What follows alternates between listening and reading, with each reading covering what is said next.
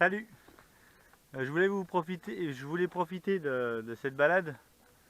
Je voulais vous faire une dernière vidéo avant la traversée où je vous expliquais, où j'aurais voulu vous donner ma sensation et mes sentiments vis-à-vis de Mindelo. Je pense qu'en journée et en début de soirée, on risque rien. Il y a quand même énormément de gardes. Ça ne trompe pas quand dans les magasins vous avez deux vigiles pour une petite supérette, ou que vous avez rien que pour garder le square, vous avez un garde pour garder le square. Euh, forcément, ça veut dire quelque chose. La marina est très bien gardée. Moi, la question que je me pose, c'est si les gardes s'en vont, qu'est-ce qui se passe? Il y a des gros écarts de salaire au Cap-Vert et forcément, ça doit jouer énormément. Je pense que s'il y avait un souci d'ordre politique et que la police venait à ne plus, la sécurité venait à ne plus être assurée pendant quelques jours, ça pourrait devenir très problématique pour les ressortissants étrangers. Là, tout se passe bien parce qu'il y a la police qui veille, quoi. À ce propos, si vous allez donc au Cap-Vert, faut mettre le drapeau du Cap-Vert. Moi, je l'avais pas mis. Bon, j'ai vu un bateau dans le port se faire embêter méchamment par la police parce qu'il n'avait pas mis le drapeau du Cap-Vert. Donc j'ai vite été en acheter un pour le mettre. Tout est plus cher, hein. Tout est plus cher au Cap-Vert. Si vous voulez des choses vraiment dans des prix abordables, il va falloir taper dans le poisson. Voilà, le poisson n'est pas trop cher, c'est 3 € le kilo de poisson. Pour du thon, c'est 3 € le kilo. Pour du beau steak de thon, ça vaut vraiment le coup. Par contre, fruits, yaourts, lait, enfin tout le reste est plus cher, hein. En plus, quand vous irez au marché à Mindelo, forcément, vous faites... c'est compliqué. Les prix, dès que vous arrivez, vous êtes reconnu comme touriste. Et bon, les prix sont plus chers. Si quand vous êtes à Mindelo, quand vous êtes au port de Mindelo, si vous avez besoin de faire une réparation sur une de vos voiles, moi je vais vous raconter ce qui s'est passé. Si vous me suivez depuis le début, vous allez savoir que sur mon génois, j'avais fait une petite réparation sur le galon de la chute de mon génois. Et je m'étais dit, ça serait bien de faire recoudre un galon par-dessus sur la longueur du génois. Donc le génois fait 12 mètres de long. 12 mètres 90 exactement. Donc coudre un galon sur 12 mètres 90, je m'étais dit, bon puisque j'avais entendu dire qu'il y avait un voilier, peut-être le faire. Donc j'ai cherché le voilier. Sauf que ça se passe pas comme ça, vous pouvez pas aller directement voir le voilier. Il faut absolument passer par le capitaine du port. Vous voyez pas le voilier en direct, vous passez par le capitaine du port qui lui va vous donner le tarif et va vous encaisser, va venir chercher la voile et va venir emporter la voile. Et en fait, ça c'est pour tout. Donc, vous inquiétez pas qu'ils se sont adaptés au prix européen. Et la problématique, c'est qu'il y a beaucoup de bateaux qui s'arrêtent, de gens qui sont très aisés et qui n'ont pas de soucis, disons qu'ils ne comptent pas leurs sous, hein, ils ne regardent pas la dépense. Et forcément, les prix s'en ressentent. Résultat, pour faire coudre 12 mètres de galon sur la voile, j'avais un prix de plus de 300 €. J'ai essayé de négocier. Je me suis peut-être mal pris, en tout cas, il n'y avait pas de négociation possible. En plus, j'ai été voir sur des réparations qui avaient été faites sur des voiles d'autres personnes qui faisaient des transatlantiques. Bon, comment dire, je voudrais pas être méchant, mais je pense que c'est cousu avec les pieds, hein. Voilà, bon, c'est dit. Après, si on a vraiment besoin d'une réparation et qu'on n'a pas le choix, effectivement, ça peut être une solution de dépannage. Mais il ne faut pas voir ça comme une solution si vous voulez faire reprendre des voiles correctement, que vous avez le temps, vaut mieux aller chez un vrai voilier.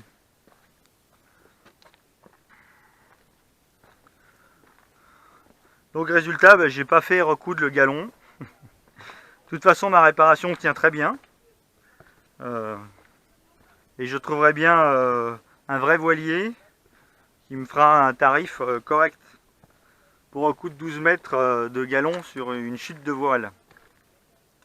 Et visiblement, tout est comme ça. C'est-à-dire que si vous voulez un mécano sur votre bateau, il va falloir passer par le capitaine du port, qui prend évidemment sa commission. Et voilà. Et ça, c'est des choses qui compliquent. Ça complique tout. Alors pour quelqu'un qui a des grosses finances, il s'en fout, il n'a qu'un interlocuteur. Donc ça, c'est formidable. Par contre, si vous voulez pouvoir négocier les prix ou... voilà, le problème, c'est que, résultat, ils n'ont plus aucune notion de combien vous pouvez mettre. Ils vont partir... Ça va tout de suite partir dans des prix réparation d'un moteur. Bon, voilà, le minimum, c'est 100 €, quoi. Voilà, le mec qui se déplace pour venir voir, vous allez en avoir pour une fortune. Alors, ce qui est marrant, c'est qu'il vous annonce le tarif horaire. Alors ça, c'est pareil. Le tarif horaire, ça veut rien dire parce qu'ils vous annoncent, par exemple, pour coudre les voiles, ils annoncent 27 € de l'heure. Sauf que pour coudre 12 mètres de galon, ils vous annoncent qu'ils mettent minimum 6 heures. 6 heures pour faire une couture de 12 mètres. Bon, à la machine à coudre, faut pas déconner. Si c'est une vraie machine pour les voiles, et j'ai vu le travail, donc je sais que c'est fait avec une vraie machine, ça fait vraiment, ça fait très long, quoi.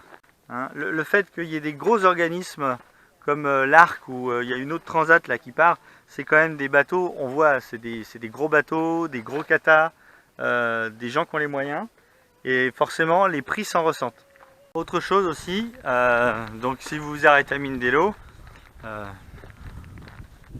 des mendiants vous allez en avoir. À Mindelo, il y a du mendiant. Il y a des vieilles personnes et il y a aussi des enfants. Bon, ça va être du style, vous sortez de la supérette, vous faites assaillir par plein de gamins qui veulent tous 1 €. Il y en a certains, ils vous font signe qu'ils veulent pas, c'est pas de l'argent qu'ils veulent, c'est manger, ils vous font signe de manger. Moi j'ai été étonné, si vous vous baladez avec un paquet de gâteaux ou des trucs comme ça, quand vous avez un gamin qui vous demande de l'argent, vous lui donnez un gâteau. Vous allez voir, il va pas vous l'envoyer à la figure, il va le manger. Moi au début je me suis dit, quand j'ai vu faire ça, quand j'ai vu la personne sortir des gâteaux secs, je me suis dit, alors là, le gamin il va lui envoyer les gâteaux à la figure en lui disant qu'il veut des sous. Eh ben pas du tout. Vous partez avec un petit paquet de biscuits lus, et quand vous avez des gamins qui vous demandent, vous filez un petit biscuit, et ben vous allez le voir, ils vont le manger. Ils vous diront pas non. Et en plus, chose bizarre, ils prennent le gâteau, ils le mangent et ils s'en vont. Ça m'a surpris parce que je m'attendais pas. Autre chose aussi, vous risquez d'avoir c'est pas vraiment de la mendicité, même si ça y ressemble beaucoup, des étudiants qui vous demandent de leur acheter des cahiers pour pouvoir continuer leurs études. C'est vrai que les études ici sont assez chères. Bon, j'ai du mal à concevoir qu'on soit bloqué par juste l'achat d'un cahier, mais en tout cas, moi quand je me suis fait alpaguer, le gars il a fait ça impeccable. Il a bien présenté la chose. Résultat, j'avais envie de lui payer des cahiers et des livres.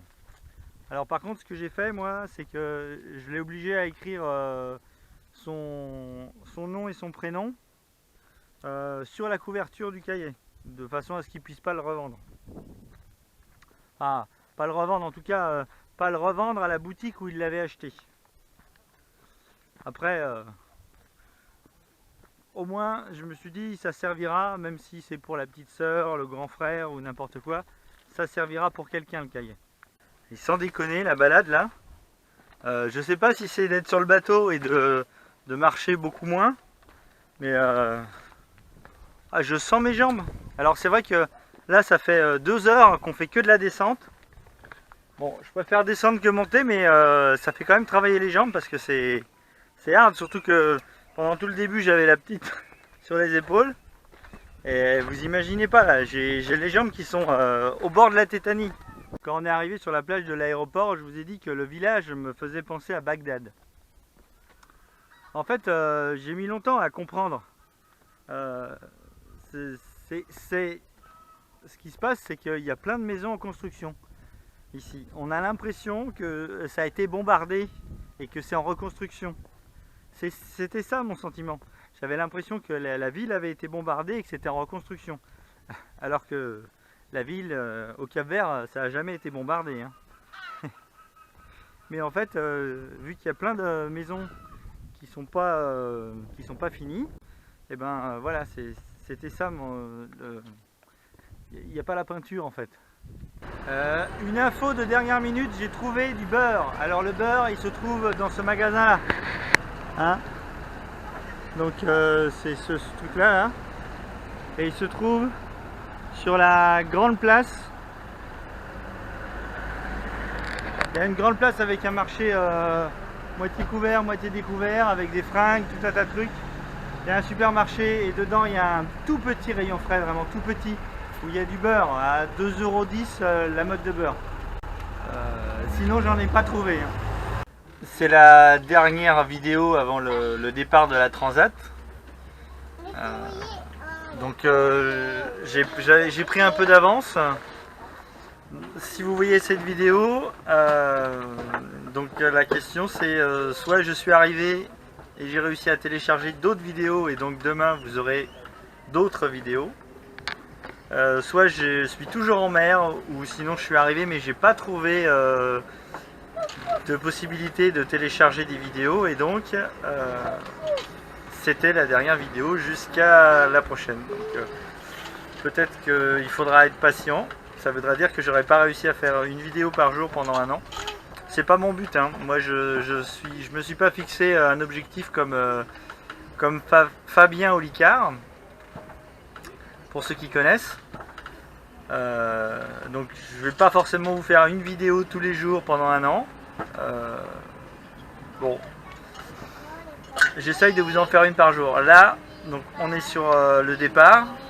C'est la dernière vidéo que j'enregistre avant téléchargement.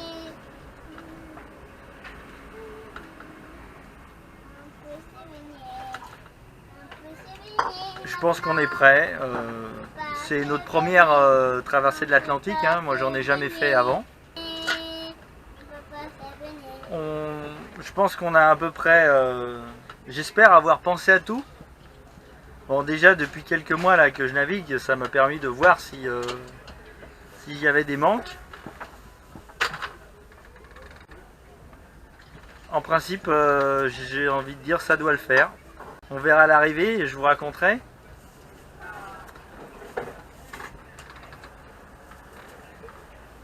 Alors, salut, et puis à dans 2 semaines, 2-3 semaines.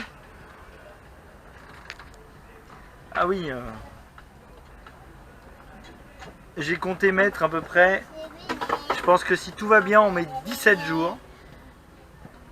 Et normalement, ça doit pas dépasser les 25 jours. Normalement. Je vous dirai ça à l'arrivée. Ciao. Et puis, j'espère à demain. Si vous avez une vidéo demain, c'est que je suis arrivé.